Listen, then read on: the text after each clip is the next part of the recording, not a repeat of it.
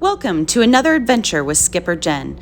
I call this one Sucia, number 2, Shit Gets Real. Pay attention because I'm dropping nuggets of foreshadowing throughout this episode as we bring friends and document a real-life emergency. The suspense might keep you watching, but as with all my videos, you might want to keep your expectations low because I never really know what the hell I'm doing. Let's start by introducing our cast and our badass team handles.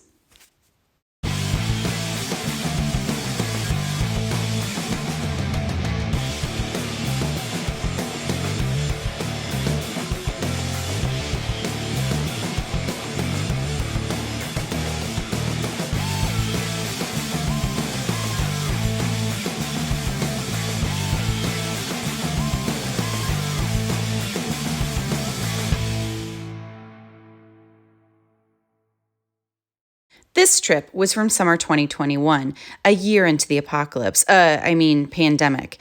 As many mariners know, boat sales have been way up during this time as people fly less. This meant a bumpy ride north with confused seas, as gorgeous rides with reckless owners sped by us, giving absolutely no fucks in the world as other people on the water. As per usual, the Salish Sea has a lot of traffic with many ports. We had a bit of an experiment taking on waves with this bad boy trucking by. We watched this lovely ride take the wake first. Then it was our turn. Holy shit, oh god.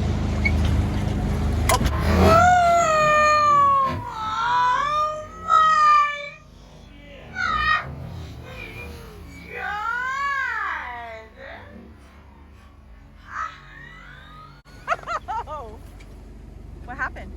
Nothing, just... Look on your face. I didn't expect that. The result? Several buckets full of water washed down our open hatch and got our bedding wet, because sometimes even great sailors are dumb. There are 3 ways you get to the islands from Seattle in the south.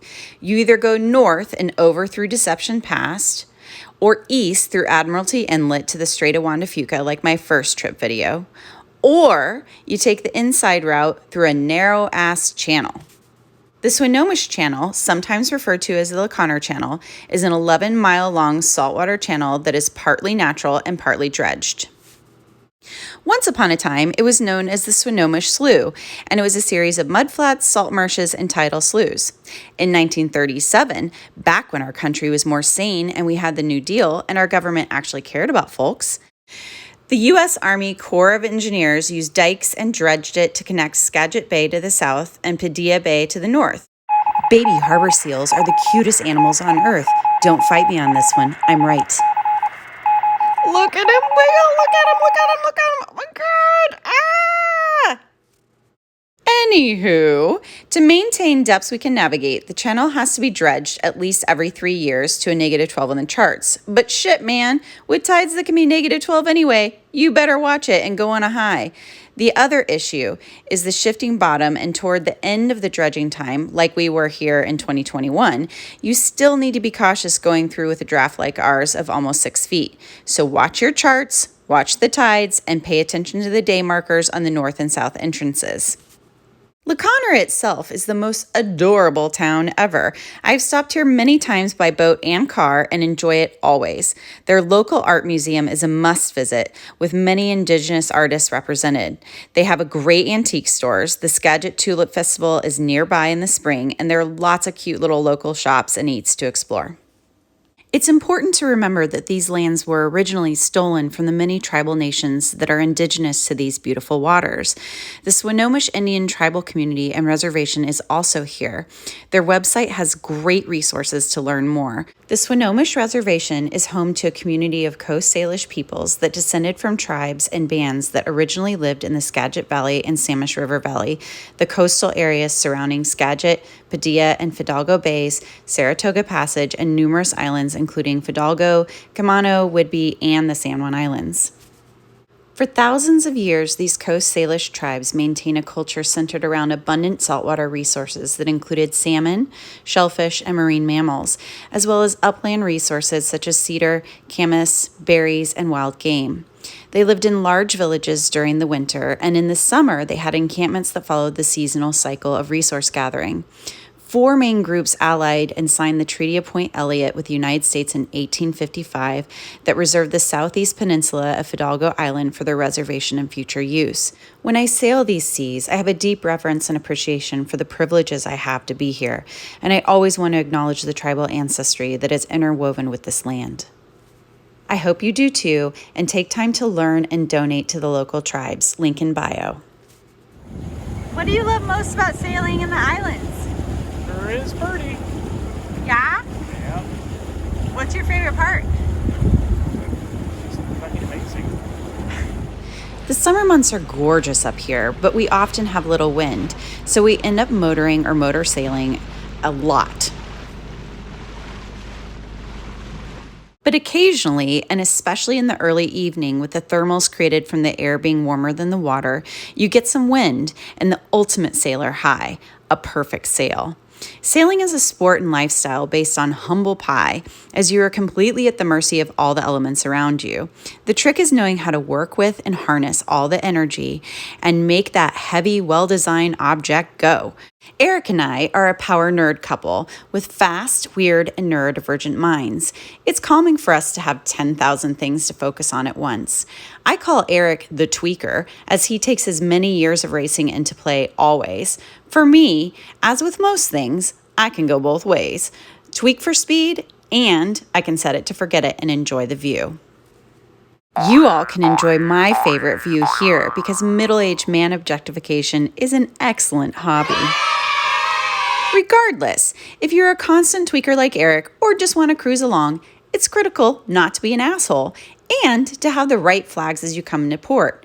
This year, we had some folks cheer us on as we rolled in, and some folks gave us mean glare stares, and even a guy who did a super close flyby as a fuck you, apparently because we love women, black folks, and queer folks. We finally made the 2-day trip to Sucia, where Schmar, Blade, and the little prince met up with us. Safety first, little guy.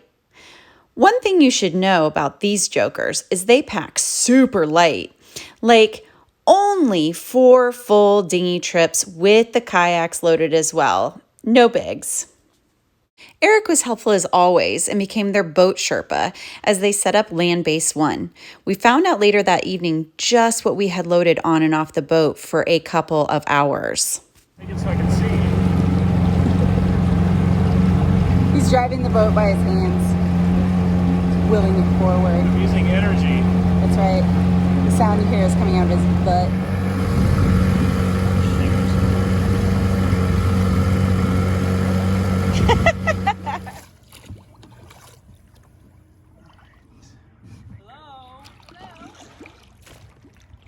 Hello. Oh, a little monster. Okay, wait. The view. The veranda. It's called The veranda. Okay. Uh-huh.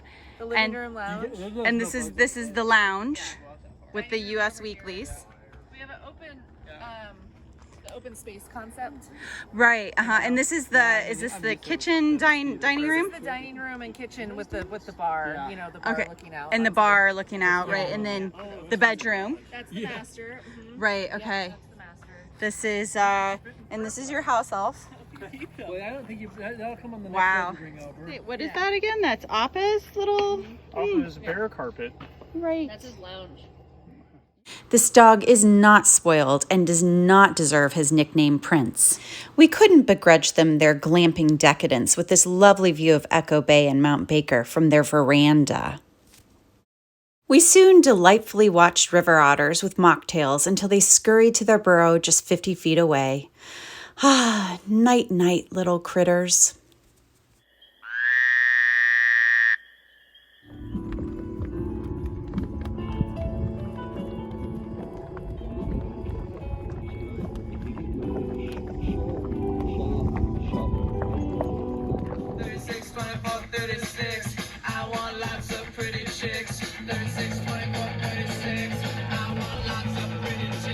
And then it was time to invite our friends over to dinner.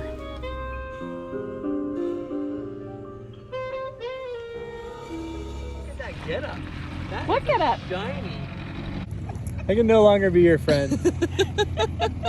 Wow. Said that so many times. Look at that get up. Poor Andrew, my dear brother, has a high tolerance for my shenanigans. This is meant to be invasive. What do you say when you're a bro? Oh man. Hey bro. Hey bro. Really, anyway, be Are inappropriate. ya? I was thinking about her. Yeah, by an airport. Yeah, by the airport. Yeah. So there's an You know airport they only go right on, like, there. one So or I two think a seconds. lot of these Flips Andrews ever. are- Definitely. There were so many planes sticking out there yesterday too. This is the You new gonna flip it you. off? I am never ever gonna hang out with you. If it's like, I feel like you're. I'm such a lit influencer. Yeah, that's it. Despite all of my ridiculousness in filming, my introverted, hermit, curmudgeon brother and his family had a good time. We ate delicious food and had a fateful moment together. Here it is. This is foreshadowing, people. Right here. Uh-huh. Delicious, delicious sweet doom. Happy birthday to you. Happy birthday to you. Happy birthday, dear Eric. Happy birthday to you. You have to put that on and then blow it. Well, I only have one hand. Okay.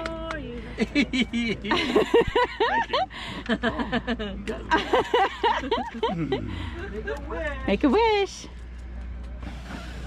Nice. Oh my gosh. Eric was a little confused because his birthday wasn't for a couple more weeks. But with COVID and it being hard to socialize for us risk-averse, we figured now was the time. Appa started giving us the sleepy signals that the evening was coming to a close. Day 2 of our adventure was fun, but long, and we were sleepy. Day 3 started blissfully with coffee in the morning on the boat. We made up handles because we had these awesome walkie-talkies so we could communicate between the mothership and Land Base 1. Soon, we got a call. So, we have a medical emergency. Blade is sick. We're gonna take care of it. Blade is down. Repeat. Blade is down. Medical emergency. Skipper Jenn to the rescue.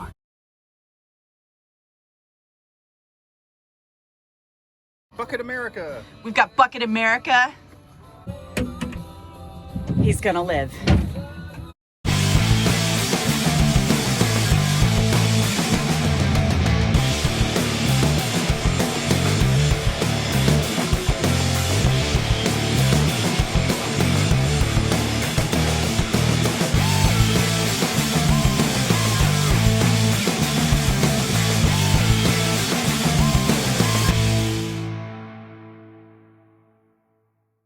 I see fishing. It always does this.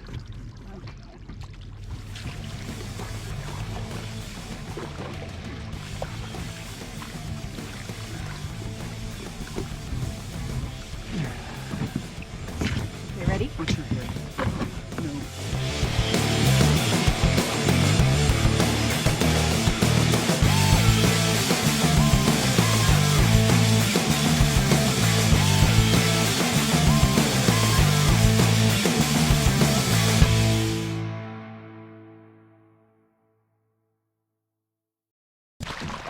It's medevac!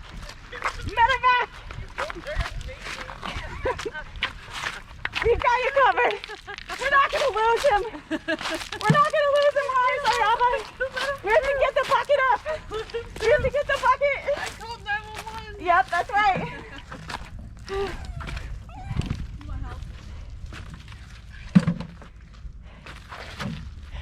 Now that is the appropriate response. We got the bucket. It's Red Cross.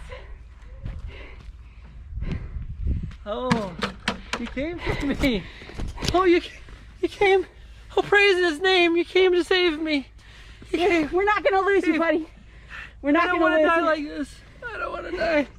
We got the bucket.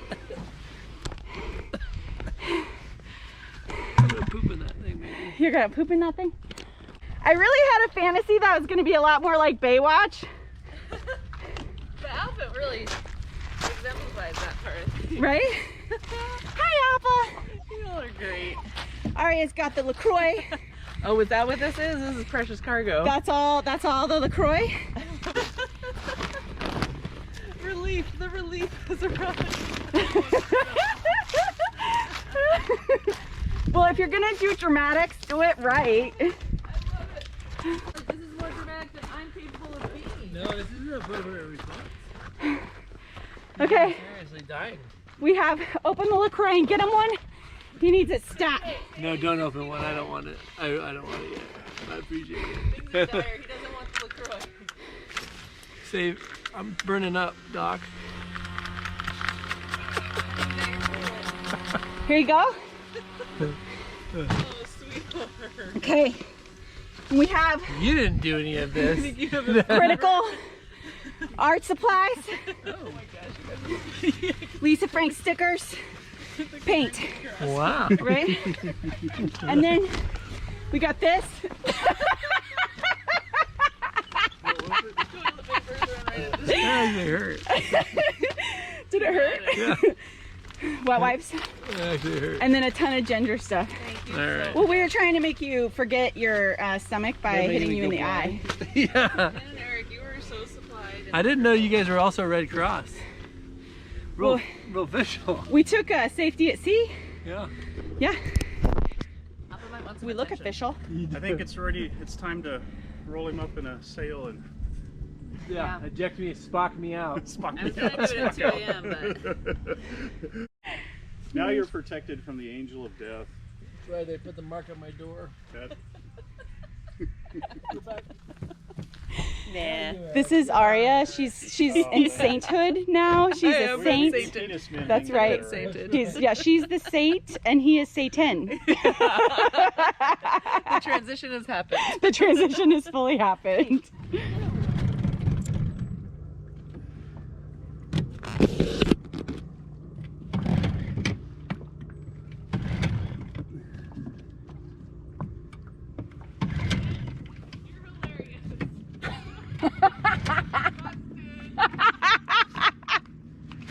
Oops.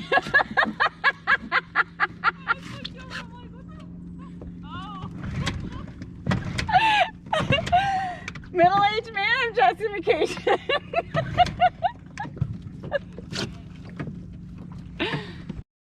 Sucia number 2 is a 2-parter. You're going to have to tune in for the next one to see if Blade lives. Norovirus is a serious illness, and I hope that you're learning some safety at sea tips. Make sure to have your Lisa Frank stickers in stock.